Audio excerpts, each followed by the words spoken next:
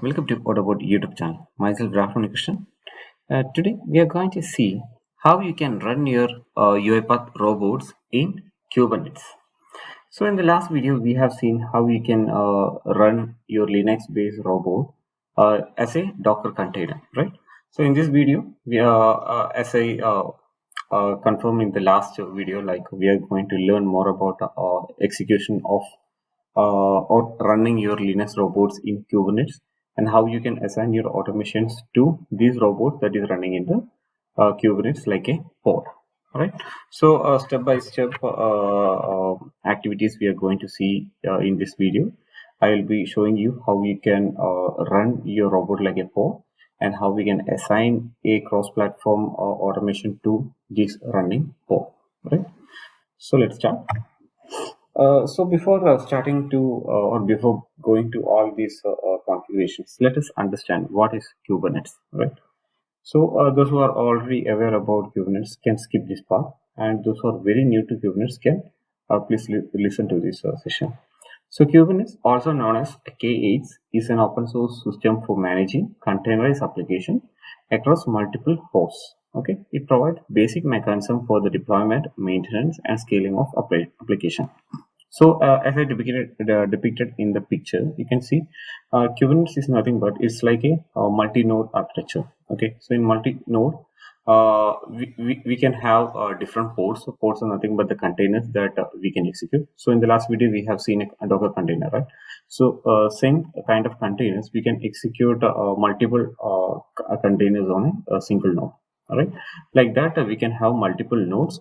And if you're going for a managed Kubernetes service like EKS or OpenShift, you can scale up the nodes as well, like based on the scale up or scale down rule that you're providing. You can automatically provision more number of nodes if there are more traffic coming into picture.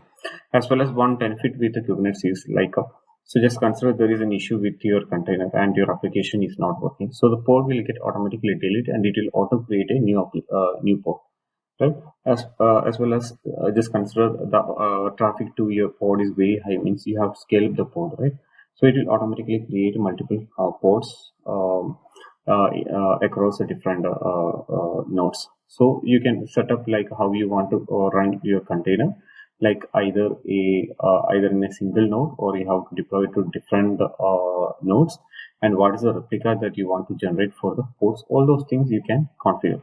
Right, so that is the benefit of Kubernetes. Okay, so this is an very simple architecture of Kubernetes. And what are the advantages of Kubernetes? So it's a container orchestration, right? So as I mentioned earlier, like you can have multiple nodes as part of Kubernetes, and you can deploy multiple ports to the nodes, right? And you can have multiple replica set as well. So based on the ports and the traffic that is coming into the ports, Kubernetes will automatically orchestrate those containers. So it will automatically scale up and scale down. All these things will be taken care by Kubernetes, right? And portability. So if you have one image or the container that is running as part of Kubernetes, right, you can deploy it in other environment as well. That is one benefit of Kubernetes. And scalability. Based on the traffic, you can scale up the number of nodes or number of ports. All these things you can scale. And the resource efficiency, like so the one benefit is like you can run multiple nodes, right? And you can scale up the ports based on the traffic that is coming into the system, right? So you can maximum utilize the efficiency of your system by scaling up the nodes of ports based on the traffic that is coming into the system. So it will help to maximum utilize the resource that is already allocated for the particular task. And self-healing, as I mentioned, like if the one pod is not working, and automatically Kubernetes will delete that pod and it will automatically create a new nodes for you. And rolling updates and rollback. So just consider if any new code that you deployed is not working as expected and you want to deploy back to the old code. So you'll be having the Docker image that is available with you, and you just need to update with the new or the old Docker tag. So it will automatically deploy that old image in the Kubernetes node, right?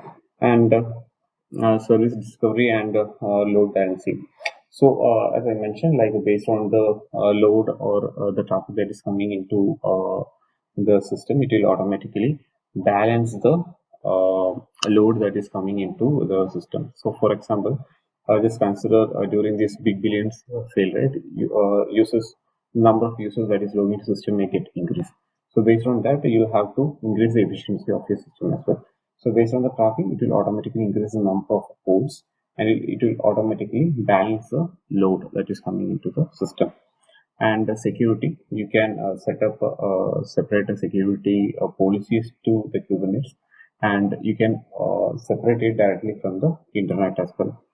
So that is one benefit of Kubernetes, and there are other advantages. So I'm not going deep dive into that part. So this video is mainly for showing how you can run Linux robots in Kubernetes like a pod, right? So for this demo, we are going to use a Minikube as the Kubernetes service.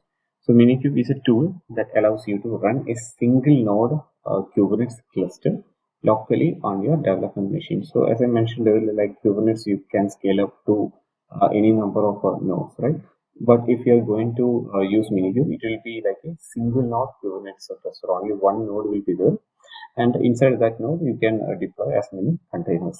So it is designed to simplify the process of setting up and running a Kubernetes environment for development, testing, and learning purposes. So as I mentioned earlier, like if you're going for a managed Kubernetes service like EKS or OpenShift, it's payable, and you have to pay for the usage that you're going to use on those particular managed services.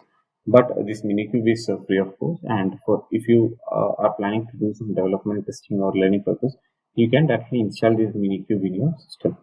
It will be using the same network of settings of your local. So as it is directly installing in your system, it will be taking up the same network settings of your local. So if there is some proxy settings or firewall restriction in your system, and you cannot access directly to the orchestrator URLs, you will have to whitelist those things.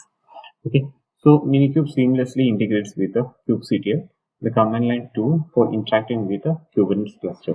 Okay, so as you all know, like a kubectl is nothing but the CLI that we can use for interacting with the Kubernetes, right? So Minikube by default it will be having this kubectl CLI, so you can directly install Minikube and you can directly use the kubectl command. You don't need to separately install the kubectl in the Minikube. Once your Minikube cluster is running, you can use kubectl to manage a deploy application to the local cluster. Okay, and one important note that you have to keep in mind is it is not designed for production use. It is just for development, testing, and for real learning purpose. Okay. And what are the prerequisites for this session? Like you should be having a machine template in Orchestrator that we already created in the last video, right? So we'll be going to use the same machine template, and we should be having a UiPath Orchestrator URL, and the Docker desktop should be installed in the machine. So that part we already did in the last session, and we should be having a cross-platform automation. So that also we created in the last video, right? So steps already discussed in the previous video, and you can refer to the below link as well. So I already created a Medium post including all these steps. So I'll be sharing this link also in the description. You can refer to that. And these are few of the very useful kubectl command that you can keep in mind just to troubleshoot the issues as well as for managing the Kubernetes. Okay, so you can create a namespace. So how you can create a namespace? For that you can use a kubectl, create a namespace, and you can provide a name for your namespace. So whatever the ports or the application that you're going to deploy, you can manage using this particular namespace, and it will be tagged to that particular namespace. And get all ports. So whatever the containers that is running in your node, you can get it using this particular command, kubectl get ports -a-o file. So it will give the IP of that particular port as well. And if you want to delete a port, you can use the delete a port command. And if you want to delete that entire deployment, you can use a delete deployment. So what's the difference? Like if you are going to delete port means it will automatically create one more port, right? It will terminate the existing one and it will automatically create a new port. But if you want to entirely remove that particular deployment, you can use a kubectl delete deployment. Just provide the deployment name and the namespace. Okay. And if you want to do more troubleshooting of the particular port, what you can do, you can use a log command, kubectl log, and provide the port name and the namespace. And if you want to understand whether the configurations, everything as part of the port is working as expected, you can describe that port. For that, you can use kubectl describe port and just give the port name and provide the namespace. Okay, so let's go to our live demo. So what I tried is like just to give a basic understanding for those who are very new to Kubernetes, right? So let's move with the live demo of this configuration. So first setting is like we have to set up Minikube, right? For that, let me open up a command prompt and just type Minikube start. Okay, so there are few other steps that you need to configure, like you have to install this Minikube, and if you're going to use Windows, then you have to install this Minikube and you have to keep it in the C folder and all. So those steps I'll be providing in the description. Okay, so you can just follow up that details and you can set up, or you can just go to Google, just search for Windows Minikube. Okay, then install Minikube Kubernetes. Okay, so here you can see how you need to install the Minikube for Windows, right? So just go to Windows, and here it will be giving you the installer for Minikube, and there are some configuration also need to be done. So all these details will be available in this link. So I will be providing this link in the description. You just need to follow that for setting up a Minikube. So you have to keep this Minikube in the C drive, and you have to create a path as well. So once it is done, then you can just give Minikube start. Okay, so once you run this command Minikube start, you'll be able to see a new container will be running in Docker desktop, right? So this Minikube is going to run like a container with the driver docker. So yeah, so this now we have seen, right? Yeah, so here you can see now Minikube is running. So what is next step? We need to create a namespace, right? We have to create a namespace that is UiPath-robot. So let me show you two files. So one is config map and one is a deployment. So this config map is nothing but here we are going to declare all the variable that we need to pass for the deployment. For example, in the last video we have seen we were passing orchestrator URL, and we were passing client ID, and we were passing client secret ID, and we were passing license agreement, right? So all these details we are adding up with the config map, right? So from this config map, it is going to fetch the details in the deployment file, right? And for this Kubernetes, we have to create a namespace as well. So using this namespace, we can categorize the groups, the ports that you want to tag, or you need to group under this particular namespace, right? So this is a namespace that we are going to use. So let me do one thing. Let me go here. Okay, let it complete the steps.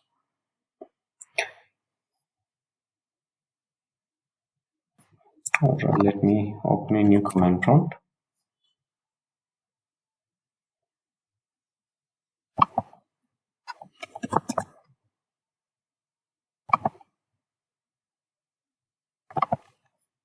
Okay, let me search for kubectl get ports -a.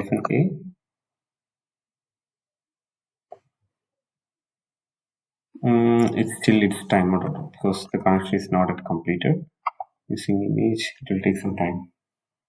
Yes, now it is completed. So let me search for kubectl get ports.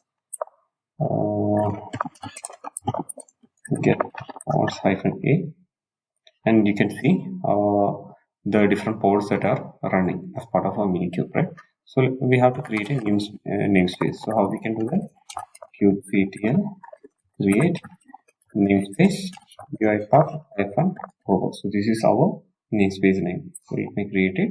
And if you want to see this newly created namespace, just type kubectl get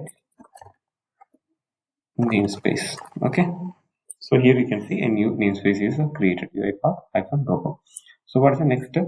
I need to apply the config map, right? So I just showed the what all details are available in the config map file.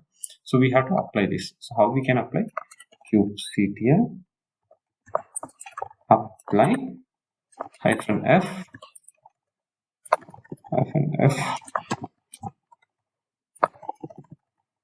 Sorry, we are in different path. So let me close this. Let me go to this command prompt. kubectl apply -f config map. Okay? So let it apply. Then what's the next step? We need to do the deployment. So let me open this deployment file. So in deployment, we are just passing the same namespace, and we have provided a name for the deployment as well. And here you can assign the replica, like how many pods you need to create for this particular task. So here it is 1. So let me keep it like 2. So then you'll be able to see 2 pods will be running after this deployment, right? And the match level app we have provided like UiPath-robot and spec container, like here which image you need to get. You need to get this particular image. So all these details we have passed in the last video as well. So 1 minute. Desktop docker UiPath, right? So this is a command that we used in the last video. So here you can see we have passed orchestrator URL, then license agreement, and we have passed the client ID, secret ID, and all. Right? So it's the same details, like even the registry URL also we have provided. The same details we have to pass in the deployment file as well. So we are providing the image from where it need to get the image, that is this particular registry path, and what is the name of the port. So this should be the name, and what are the details, like yeah, here we are getting the orchestrator URL value. So from where we are getting from config map, right? So this is the config map name. So this file we executed just before. So from that config map we are going to get the orchestrator URL value, client ID we are going to get again, and client secret ID and the license agreement. So instead of using this client ID and client secret, you can use a machine key as well, right? And let me apply this deployment. kubectl apply -f deployment. Yes, yeah, now it is done. Let me search for the ports. kubectl get ports -a. You can see we have selected replica as 2, right? That's why you're able to see 2 deployments are happening. 2 ports are creating, right? UiPath-robot deployment, and these are the 2 ports that is going to create. So let me refresh again.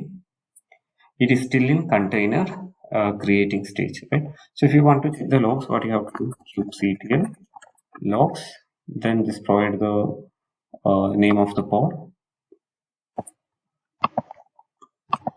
then -n UiPath-robot. That's it. Okay, so here what is the error? Is waiting to start a container creating.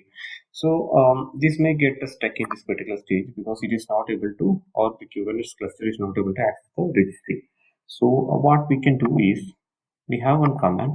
So let's try to run this particular add-on. So that is Minikube add-ons enable ingress. So we are going to enable ingress. So enable ingress is nothing but a service that help you to manage the traffic to the cluster, right?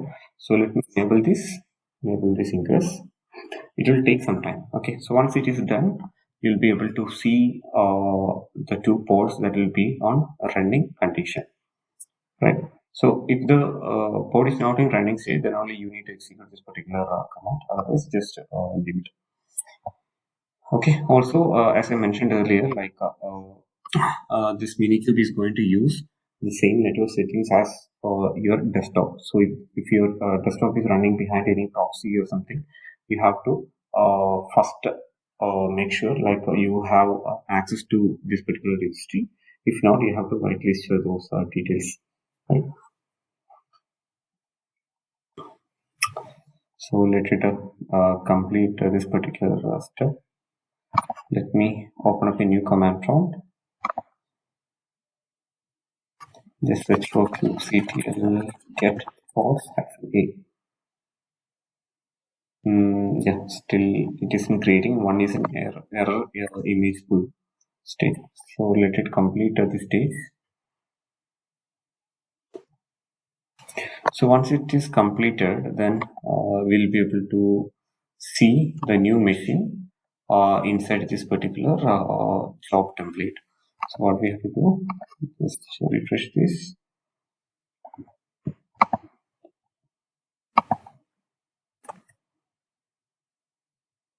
Okay, let me choose our job, that is doc uber 1.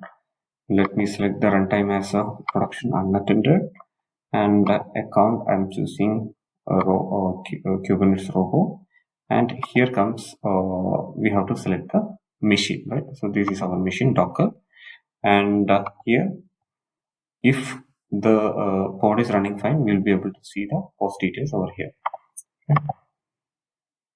But still the pod is not in running condition. So once it is run, so once it started running, then we'll be able to see it. So let it complete this particular stage, verifying ingress add-on.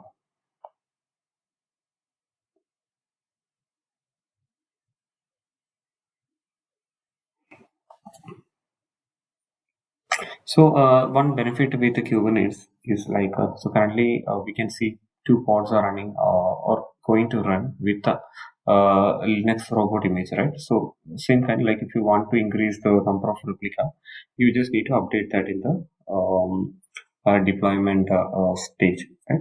Also, you can manage the rollback as well as roll up as well. Like for example, if one pod is going to get daily, and how many pods you want to maintain like a running stage. All those details you can set it up.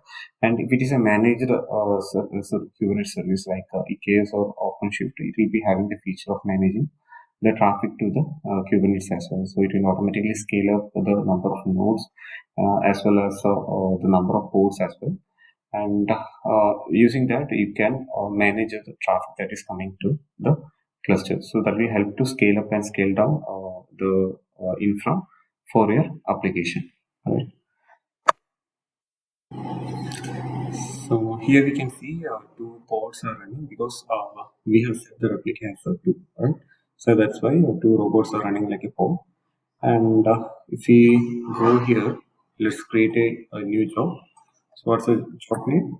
Let me search for Docker Uber 1, and let me select the runtime as production unlocked, and here account type as Kubernetes Robo, and machine we have to select a Docker, and here you'll be able to see two pods are running, right? It means two robots that are running. So let me select the first one and start. Yeah, so here you can see it is executed and it has completed the execution. Right? So this is how these robots are going to execute, and using this Linux robot that is running like a pod, you can execute your automations. So it is very easy to scale up and scale down the number of robots based on your requirement, and you should be having the required license for assigning to the respective robots. That's the only thing. Right? So I hope you find this video useful. So what are the things that we performed in this video? Just a recap. So we created the machine template, we created cross-platform automation, and we created a namespace in Kubernetes. Before that, we first installed a Docker desktop, then we installed Minikube, then we made some configuration, then we started a Minikube using Minikube start. Then we got the cluster ready, single node cluster was ready. Then we created a namespace, UiPath-Docker. Then we created the config map file with orchestrated URL, acceptance licenses, acceptance, and few other details like orchestrated URL, secret ID, and all. Then we did the deployment. In deployment, we used the config map to fetch the details, required details, and we have set the replica like two. Right, so that's how we got these two pods that is running now. Right. So I hope you find this video useful. So if there is any doubts regarding this setup, please do mention in the comment section. I can help you out. Okay. So if your friends find this video, so please share this video with your friends and don't forget to subscribe to the channel. Thanks for watching the video. Bye.